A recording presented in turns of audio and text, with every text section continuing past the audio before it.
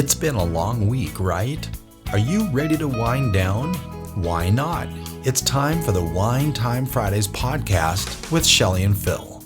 Neither are sommeliers, but both have a deep passion for life, each other, and of course, delicious wine. And now, here to talk about this week over a glass of wine is Shelley and Phil. It's wine time! Hello and welcome to another episode of Wine Time Friday with Shelley and Phil on this Friday, the first Friday in June 2nd. Shelley, happy Friday. It's wine time. That was the cutest little... It is episode 163, and we have a lot to talk about, a lot to get through. June, I don't know if you know this, Shelley. I think I know. Really? This is a reception wine. That's not what I was going to say. June is Idaho Wine Month. It is. And we've got an entire month lined up of Idaho wines. I just talked about that yesterday, but I guess it was last year. Last year? Feels Oh, like I know. just I know. We missed a weekend or a Friday last year, but we've got them all covered this year. Wines are in hand. We are ready to go. So, right now we have a little itty-bitty reception wine. It's a Chardonnay. It's a double plot reserve Chardonnay from our friends at J. Buckwalter, which you just realized that they're going to be sponsor of the Chardonnay in part. So, this is the... They just realized, or we did? We did. Well, on the YouTube and the Audibles and the Spotify's and the, podcast listeners. Oh, I heard it. Yeah. 2021 double plot Chardonnay, the Connerly Vineyards and in Columbia Valley. This is, it's not, but this is really good. So, we haven't actually toasted this. Should we do a quickie? Cheersy. Cheers. Oh, that's loud.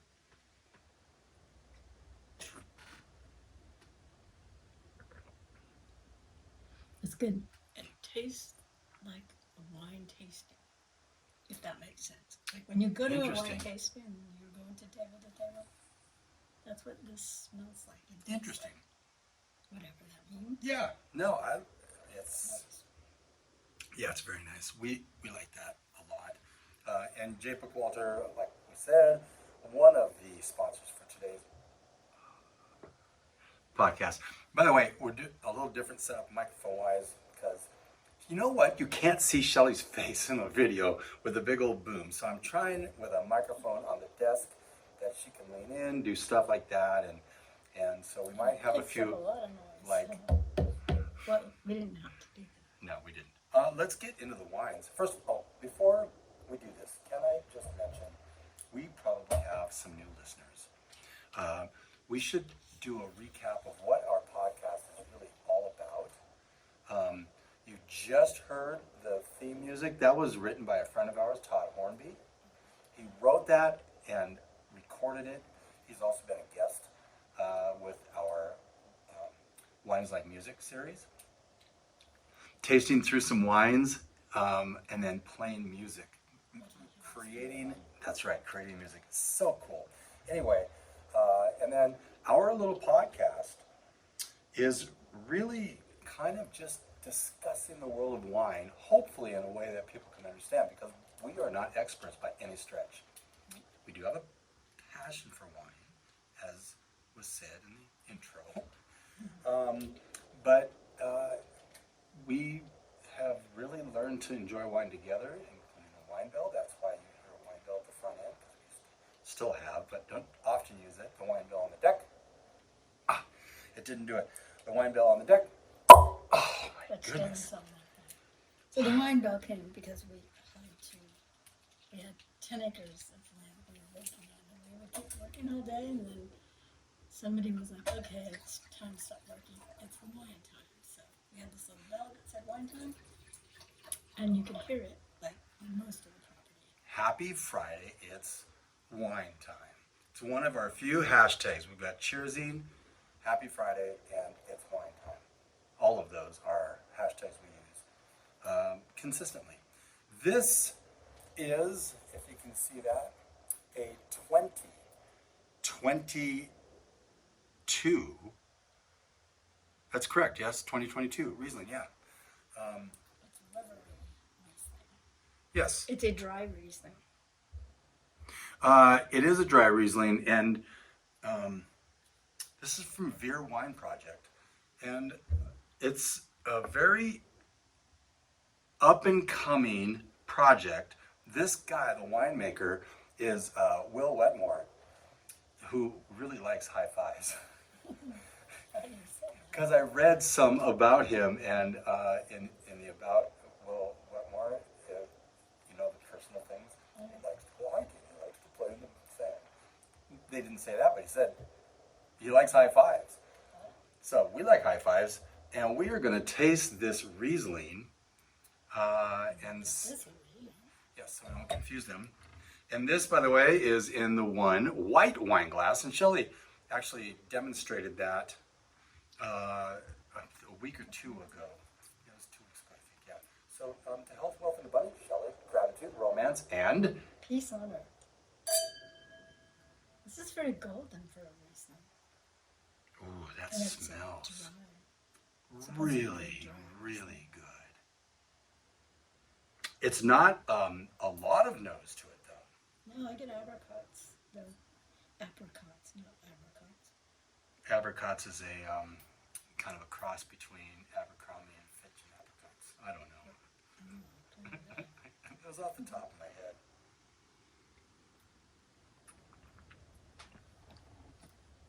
That is really good. And it is quite dry.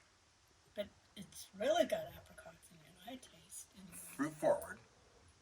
Yeah, it's not too sweet at all. No, but the funny thing, and we've talked about this before, sometimes wines can come off as sweet, but it's the fruit aspect of it that tricks our brain into thinking it's sweet, and it's really not. The residual sugar on this, I'm guessing, is, you know, less than 1%, if not like maybe a 0.5%. That's my guess. Is it? Do we have any notes on this one on the card?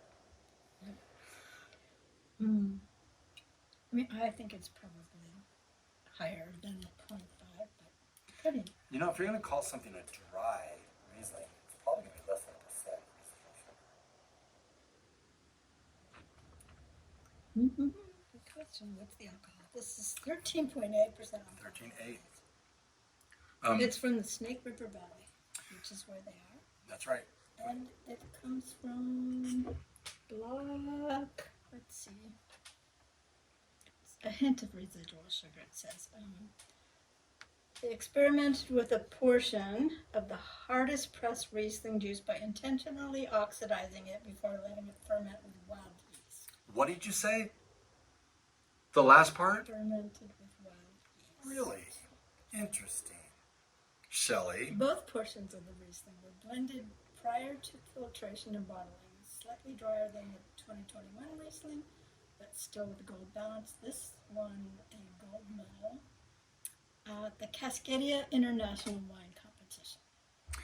Now, the Veer Wine Project also won a double gold medal with their 2021 Mataro at the, would you say the Cascadia? This one was the Idaho Wine and Cider Competition. All of the wines that we're having in June, I believe, have all been winners at some level, some very high level, but at some level in one or both of these competitions. So we'll get into that like next week. I believe we're doing Cinder, if I'm not mistaken. We did a Cinder wine last year on Malbec.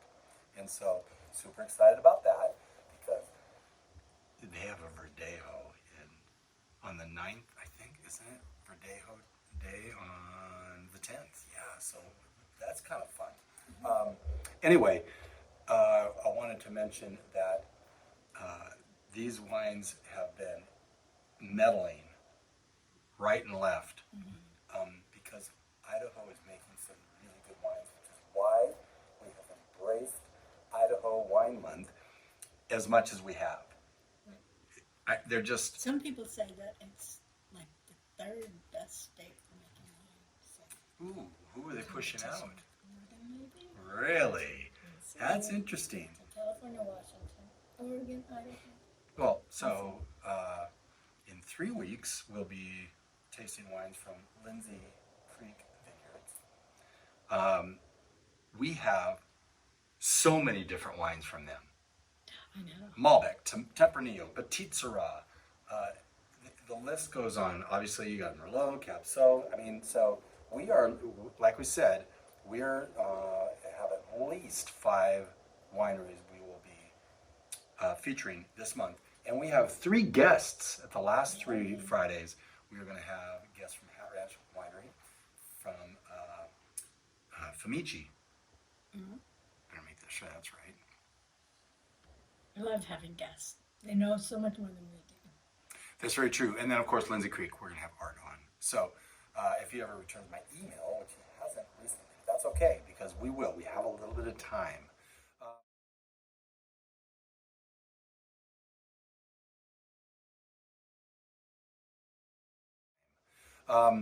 So I don't know if this has been common knowledge. I have been basically gone. There have been, The Zoom. hence the Zoom, yeah, for a few months. We were together in San Diego, and we did an episode out of Pahrump. Yep, and we have done, and then I was back home for like 10 days. So we've done some live things together, but for the majority of it, I was out of town. That's not going to be the case anymore. If we're not here, we will be together. So it's a good thing. That's nice. Oh, by the way, you have to excuse us. Our little black schnauzer, Lucy, who, by the way, you've heard us talk about, she's the cutest little thing, but she's in the 3rd heat, I think. And so she's got a diaper. She hates it. She's very smart. She goes and rubs underneath the chair to drag it off. And that's one of the things that we like about our podcast. We get to share a little bit about our life. We had Izzy, and Izzy passed away. We lost her in January. And so if you listen to some of those past episodes, you will hear her, breathing. So anyway, let's. So we promised we would breed Lucy. One time. So we just. One time we promised? One time breeding. So we hope to get that on with. So anyone know a really good schnauzer stuff? Oh, there you go. Message us. Message us. It is time for wine@gmail.com. So the Veer Wine Project is a small family-owned winery located in Boise. The winery was founded in 2017 by Will Wetmore, who at the time was a young winemaker with a passion for making delicious, affordable wines. Now, Veer Wine Project is known for its innovative and experimental approach to winemaking. And the winery's wines have been praised by critics and consumers alike. Well, we're consumers. And, we had this conversation with our Wine Word of the Week sponsor about, the whole idea of panning wines, right? Recently. He's like, we really like what you guys say because you won't say every wine is great. Yeah. And so generally, if you hear us go, okay, let's go on to the next wine. We probably didn't like it, and we're not negative people. I wouldn't call us critics by any stretch. We want to like the wines. It's like when I go to a movie, I want to enjoy the movie. If it's a really bad movie, if I have to admit it's bad, then I'll be mad that I spent money on it. So I like to look at the bright things in life. This is a bright spot in life, and this is a really nice dry Riesling. It is. So what's the price point on this one? Okay, so this one is from the winery, $22. And here's what I am going to ask each and every one of you listening and or watching on our YouTube channel.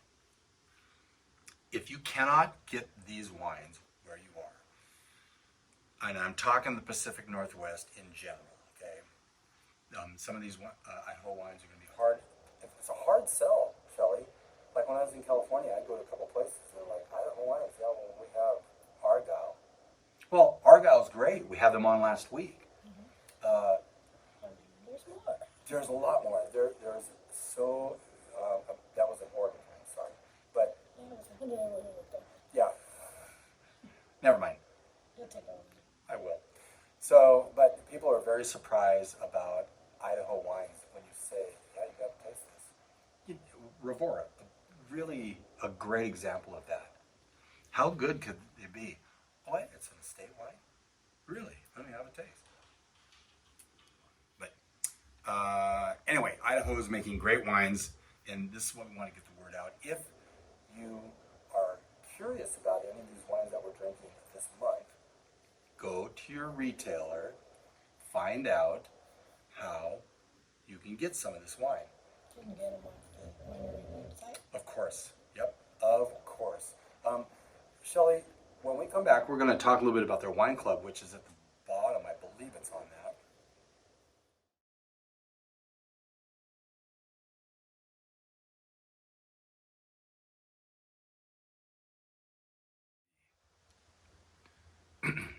Welcome back to Wine Time Fridays. We have just tasted a 2022 Rêverie Riesling. Parentheses daydream. Yeah, it's really good. And we're doing this, it's an Idaho wine out of the Snake River Valley. We're doing this because it's Idaho Wine Month. We had a reception wine from Jay Bookwalter, who you will hear about in the next break. Fantastic.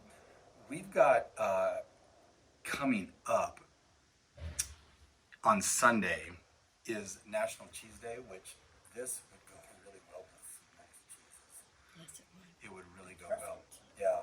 And then, Perfect for a charcuterie day. yep. And then Monday is National Bubbly Day.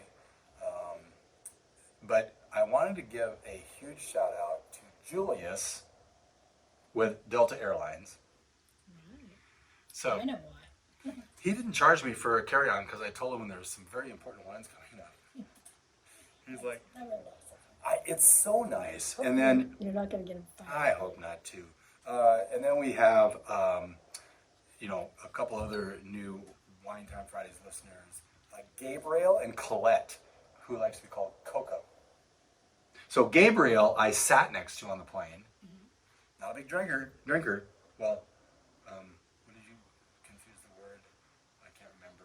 I just said drinker instead of drinker. Mm-hmm. That makes no sense. Mm-hmm. Anyway, and then Coco was right in front of us, Colette. Pardon me. I don't like to eavesdrop, but I would really like to listen to your podcast. And I'm like, no, you can't, Coco. All right. So I may have reached into my bag, Please, and grabbed a business card and gave it to her. And then we have, these are the flight attendants on this flight. One is Taylor. Okay, that's great. Taylor's fantastic. But there is someone named Sky. What better occupation than to be a flight attendant with the name Sky? So anyway, they love wine, are going to give us a listen. I said, we may or may not give them a shout out, but we did, because that's what we're doing. And then I think it shows on your notes, but I did watch this one James Suckling kind of a documentary or a master class and stuff like that. He doesn't call it basil. Basil. Is that a thing? Probably. If you have an accent. He lives in Italy with his wife, There you go. and it was really good. I only got about halfway through, but I picked up a lot of things that we're going to use in the future. Like some tips on when you're out at a restaurant, some of the etiquette and things like that. It's a really good one. And so, there we are. That's right. So on the last wine, it was wild fermentation, right? Remember we were going to talk about the Veer Wine Project? Yes. Thanks for keeping us on track. Yeah. Do you have it there? I do. Yay. So they have 3 levels to their wine clubs. One is the Venture Club. They have 4 bottles. You can get 10% off wine and 1/2 off visit. And then they have the Revel Club, 8 bottles, 15% off wine purchases, free visit. And then the Share Club, 12 bottles, 20% off the wines, merchandise, and free visits. So that's pretty good. All these wine clubs are going to have like a common thread, which is the discounts. Then they're going to add in a few of their personal things, their unique offerings, if you will. And it's, if you like wines from a particular winery, it behooves you to join their wine club. I just showed it up on the camera for YouTube. We have a 2021 Veer Wine Project Garnacha, $34 at the winery. Very fruity. Very, boy. Garnacha is also Grenache. Same grape. Same grape. Same grape variety. Yep. It's loud.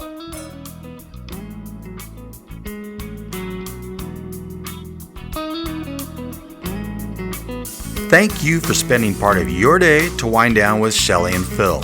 Remember, you can listen to any episode of the Wine Time Fridays podcast by visiting winetimefridays.com or wherever you get your podcasts.